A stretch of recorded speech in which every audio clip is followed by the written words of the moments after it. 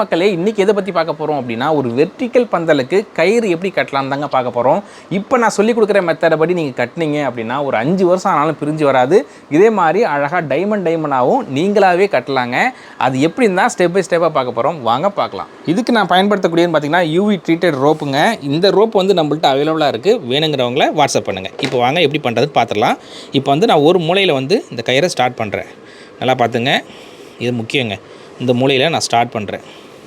இப்போ ஒரு சுருக்கை போட்டேன். சுருக்கை போட்டுட்டு இந்த மாதிரி வச்சுட்டு இந்த பக்கம் நான் வந்து சுருக்கு சும்மா கட்டுறதுக்கு அந்த பக்கம் போட்டிருக்கேன். இப்போ இது மாதிரி இங்கே போட்டாச்சுங்க. இது மாதிரி மழுக்கு போட்டுக்கணுங்க. இப்போ மழுக்கு போட்டுட்டு டேரெக்டாக அந்த பக்கம் போயிடணும். இதுக்கு ஆப்போசிட் பக்கம் கீழே போயிடணுங்க. இப்போ ஆப்போசிட் பக்கம் கீழே இங்கே என்ன பண்ணணும், இங்கே வச்சுட்டு இந்த ரோப்பை இது உள்ளே விட்டு இப்படி எடுத்துடணுங்க. இப்போ எடுத்துட்டோமா, இந்த பாருங்கள். இப்போ வந்து நல்லா டைட் பண்ணிக்கங்க. அப்படியே இந்த பக்கம் வரீங்க. இந்த பக்கம் வந்துட்டு அதேமாரியே இந்த பக்கம் உள்ளே விட்டு எடுத்துருங்க. பாருங்கள், அங்கேருந்து வந்தோம், திரும்பி இங்கே வந்துட்டோம், திரும்பி மறுபடியும் அங்கேயே போக போகிறோம் பாருங்கள். இப்போ அங்கேருந்து இந்த பக்கம் வந்துட்டாங்க. இப்போ நான் கையை எப்படி வச்சுருக்கேன் பாருங்கள். இதேமாதிரி வச்சிங்க, இது உள்ளே விட்டுங்க, அவ்வளோதாங்க. இதே மாதிரி நீங்களே கட்டலாம். இப்போ இந்த கயிறுக்கு மேலே வந்துடணும். மேலே வந்துட்டு இந்த பக்கம் வந்துட்டேன் நான். இப்போ இது உள்ளே விட்டாச்சுங்க. இதில் விட்டு இப்படி எடுத்தாச்சு. நல்லா டைட் பண்ணிக்கங்க. இப்போ நான் எங்கே போக போகிறேன் பாருங்கள். இப்போ நம்மளுக்கு 3 கயிறு கட்டியாச்சுங்க. இப்போ நம்ம இங்கே வந்துட்டோங்க. இப்போ அதேமாரியே இங்கே என்ன பண்ண போகிறோம் அப்படின்னா, இங்கே விட்டுட்டு இது இப்படி உள்ளே விட்டு வாங்கிக்கிங்க. இப்படி வாங்கிட்டு இது மேலே இது கீழே, சரிங்களா? ஃபஸ்ட்டு வாட்டி இது மேலே இது கீழே. இப்போ அது மேலே வச்சிட்டோம். இது கீழே உள்ளே விட்டு வாங்கி வச்சுங்க, வந்துடுச்சு. இப்போ அதேமாரியே இது உள்ளே விட்டு இப்படி வாங்கிக்கணும். ஓகேங்களா? இந்த ஸ்டெப்பை அப்படியே ரிப்பீட் பண்ணிகிட்டே இருக்கணுங்க.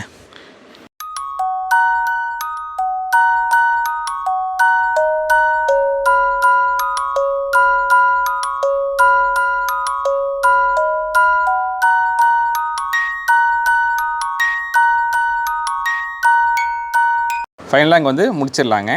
நீங்கள் கட்டக்கூடியது வந்து பார்த்திங்கன்னா 7 இருக்கணுங்க. ஒத்தப்படியில் தாங்க இது வரும்.